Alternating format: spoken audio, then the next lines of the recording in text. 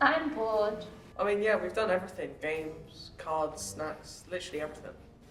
Sleepover was supposed to be fun. Why aren't we having any fun? I've run out of ideas. Actually, here's a thought. My nan used to say when you can't think of anything to do, you could always tell stories. Stories? Yeah, you sit in a circle around a fire. Or a pretend one. Stories about what, though? I mean, yeah, I don't have any stories. I mean, why don't we do about I? I mean, we're here, sets the scene, doesn't it? What even is there to say about I? I know about I. Do you know how I got its name?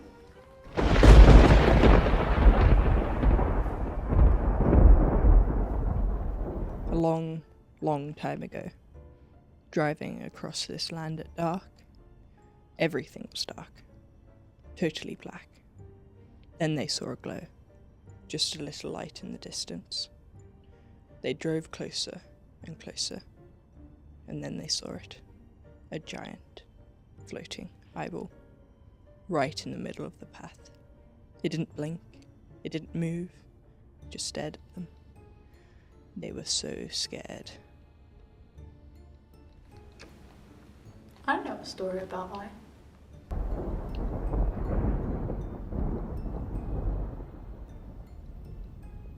It's about a dragon who burnt down the village because of how people treated him. Everybody was so mean to him, so he decided that they should get a taste of their own medicine. So he burnt down the village, but then he felt really guilty after doing it, and so he decided that maybe it would be better if he had just died as well. So he decided to fall off of a cliff, and that resulted in him dying whilst the village was still on fire and you could hear people screaming. I know a story about I.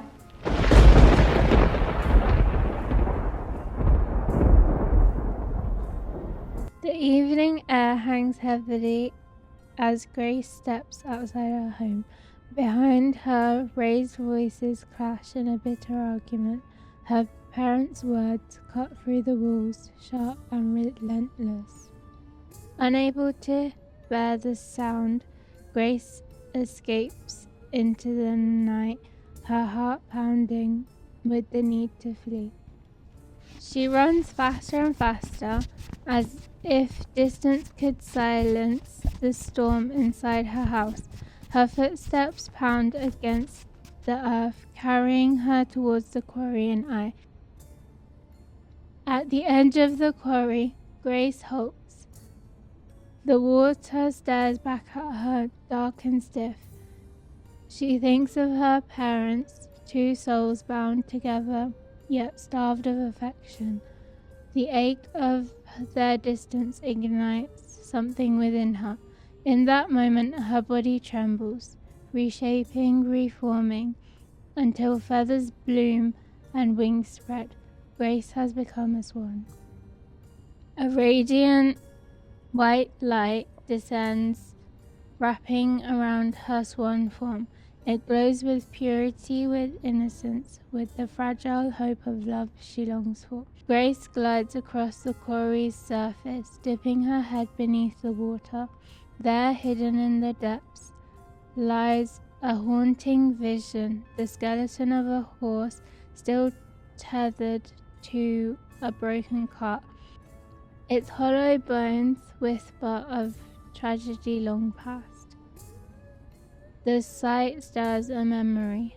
Her grandmother's voice echoes in her mind, telling of the day her grandfather drowned, pulled under by a horse and cart in a cruel accident. The story, once distant, now breathes before her eyes, alive in the water's reflection. Suddenly, the vision shatters. Grace's swan body shudders, feathers dissolving into flesh. She collapses onto the quarry's edge, human once more. Cold, shivering, she lies as though pulled from the water itself. Above her, her parents stand, faces etched with fear, gazes heavy with concern. For the first time, they look upon her not with distance, but with the fragile possibility of love. Well, I know a story about it. It's about haunted brook people.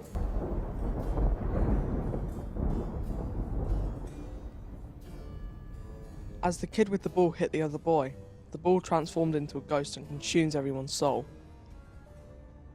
I know a story about I.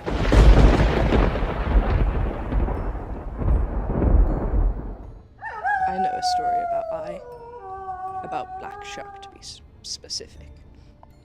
Black Shuck is a huge black dog, bigger than any dog you've ever seen, with glowing red eyes that shine even in the darkest night. People say he wanders the fields and roads when everyone else is asleep. You never hear him coming. You just feel a cold wind, and then you see those eyes. Some say he protects the village. Some say he's a warning. But everyone agrees on one thing. If you spot Black Shuck, you don't run. You don't scream. You just stay very, very still. Because he only appears when he's listening to stories, watching, waiting. Okay, that one was creepy. Well, yeah, it's a good job Black Shuck only shows outside in the dark. Yeah, when people are telling stories. Did you hear that? It's probably just a barrage or a squirrel. It must be a really big squirrel.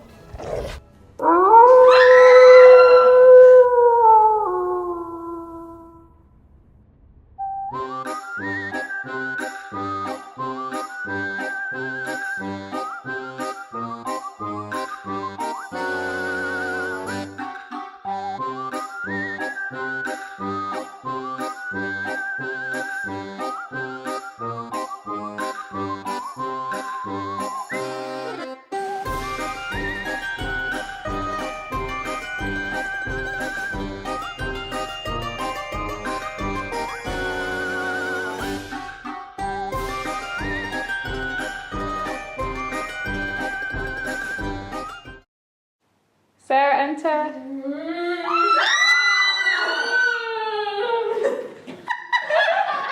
It's a really tiny squirrel, actually.